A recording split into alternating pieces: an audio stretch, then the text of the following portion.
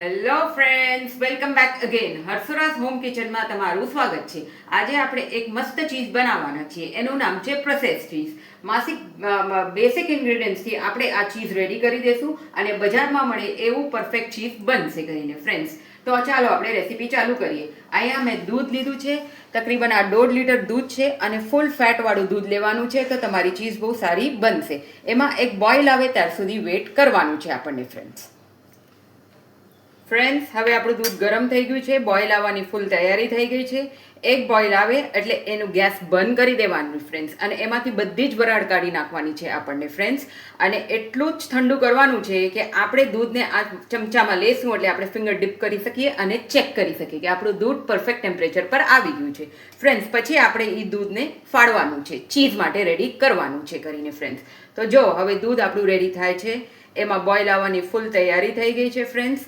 એને ફૂલ બોઇલ થઈ જાય એટલે તરત જ તમારે ગેસ ઓફ કરી દેવાનું છે કરીને, અને આ સ્પૂનના મદદથી તમને કન્ટિન્યુઅસ એને હલાવવાનું છે અને એની વરાળ બધી બહાર નીકળી જવી જોઈએ કરીને. અને એક નોર્મલ ટેમ્પરેચર, હાવ ઠંડુ બી નથી કરવાનું કે જ્યારે તમે દૂધ ફાડો તો એ પછી ફાટે જ નહીં કરીને. ને તમને એમ થાય કે મેં નાખ્યું, જો બોઇલ આવી ગયું છે ફ્રેન્ડ્સ, હવે હું ગેસ બંધ કરી નાખ્યું છું ને હવે આપણે એને હલાવતો રહેવાનું છે અને એની વરાળ કાઢી લેવાની છે કરીને ફ્રેન્ડ્સ. જો આવી રીતના આપણું દૂધ પરફેક્ટ ગરમ થઈ ગયું છે ફ્રેન્ડ્સ. હવે આપણું દૂધ એક નોર્મલ ટેમ્પરેચર પર આવી ગયું છે. એક ચમચામાં લઈને તમારે ફિંગર ડિપ કરીને ચેક કરવાની છે. જો તમે ફિંગર રાખી શકો છો એટલું જ તમારે દૂધ ઠંડુ કરવાનું છે.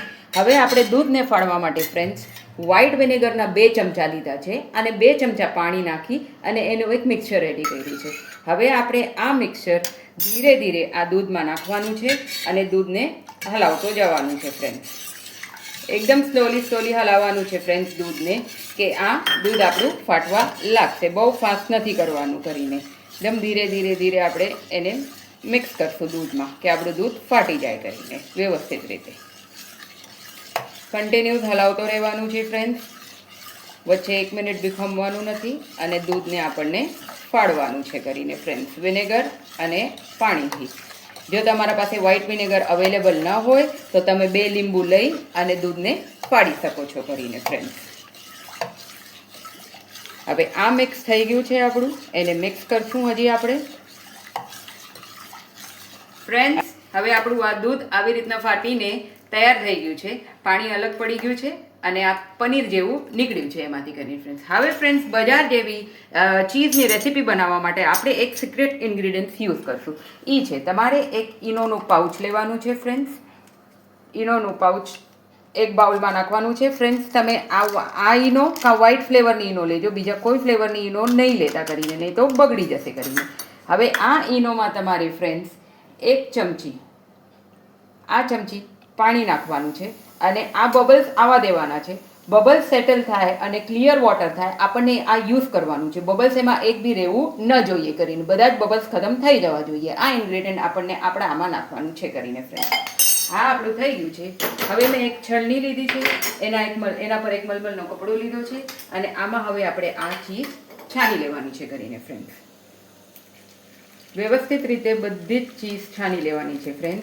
અને આ બધું આમાં આવી જાય એટલે પછી ફ્રેન્ડ્સ થોડું સાદું પાણી લેવાનું છે અને સાદા પાણીથી આને ધોઈ કાઢવાનું છે કે ખટાશનું પ્રમાણ એમાંથી નીકળી જાય અને સાફ આપણને મળે કરીને. આપણે એને વોશ કરી લીધું છે ફ્રેન્ડ્સ. હવે એનું બધું જ પાણી નીતરી જવું જોઈએ. હલકા હાથે કરવાનું છે, બહુ એના પર જોર નથી લગાવવાનું કરીને ફ્રેન્ડ્સ.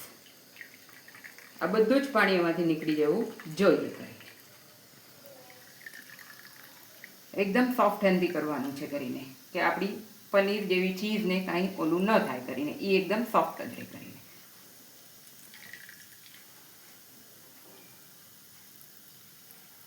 અને આ જે પાણી વધ્યું છે ફ્રેન્ડ્સ, એ પ્રોટીન રીચ પાણી છે. તમે કોઈ પણ વેજીટેબલ્સમાં કે કરી બનાવતી વખતે યુઝ કરી શકો છો.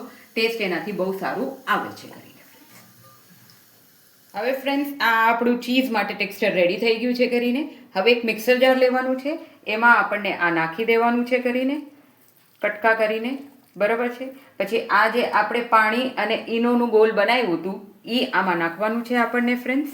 આ તમે સ્કીપ નહીં કરતા, નહીં તો આ સારું નહીં બનશે. અને હવે તમે એમાં 2 ટેબલ સ્પૂન જેટલું અમૂલ બટર નાખો કરીને. જો તમારી પાસે અમૂલ બટર ન હોય તો 1 ટેબલ સ્પૂન જેટલું ઘી નાખવાનું છે એમાં ફ્રેન્ડ્સ. 2 ટેબલ સ્પૂન જેટલું બટર મેં નાખી દીધું છે અને સ્વાદ પ્રમાણે મીઠું નાખવાનું છે કરીને. અને તમને યલો ચીઝનું કલર ગમતું હોય તો તમે થોડીક હળદર નાખી શકો છો, પણ મારે તો વ્હાઈટ ચીઝ કરવી છે એટલે હું હળદરનો પ્રયોગ નથી કરતી કરીને ફ્રેન્ડ્સ. હવે આપણે એને ગ્રાઇન્ડ કરી લેવાનું છે મિક્સીમાં. હવે ફ્રેન્ડ્સ આપણે એને ગ્રાઇન્ડ કરી લીધું છે. આ તમારી ચીઝ રેડી છે કરીને. તમને જો પતલી આવી રીતના સ્પ્રેડ ખાવું હોય તો ચીઝ સ્પ્રેડ તરીકે ખાઈ શકો છો. તમને ચીઝ સ્લાઇસ જોતી હોય તો આવું પેપર લઈ એને ગ્રીસ કરીને એના પર મૂકી અને એને હાફ કવર કરી દો એટલે સ્ક્વેર શેપ થઈ જશે. અને તમારે જો ચોકોન શેપ ખાવા હોય તો મેં આવું એક કન્ટેનર લીધું છે, એને ઘીથી ગ્રીસ કરી દીધું છે. આ બધી ચીઝ આમાં નાખી દેવાની છે ફ્રેન્ડ્સ. પછી આવું એક વ્હાઈટ પેપર લઈને એને ઢાંકી અને રેફ્રિજરેટરમાં નહીં ફ્રેન્ડ્સ, એને ફ્રીજમાં તમે મૂકજો અને 4 કલાક સુધી એને સ્ટફ થવા દેજો. પછી તમારી ચીઝ રેડી થઈ જશે. હવે ફ્રેન્ડ્સ આમાં મેં પેપર મૂકી દીધું છે. તમારા પાસે બટર પેપર હોય તો બટર પેપરનો યુઝ કરી શકો છો તમે. અને હવે આ બધી જ ચીઝ આમાં નાખી દેવાની છે અને એ બધી વ્યવસ્થિત રીતે મૂકી અને ફ્રીઝમાં, તમને રેફ્રિજરેટરમાં નહીં ફ્રેન્ડ્સ, ફ્રીઝમાં 3 થી 4 કલાક માટે એને સેટ કરવા મૂકી દેવાની છે કરીને. તમારી બહાર જેવી ચીઝ રેડી થઈ જશે કરીને.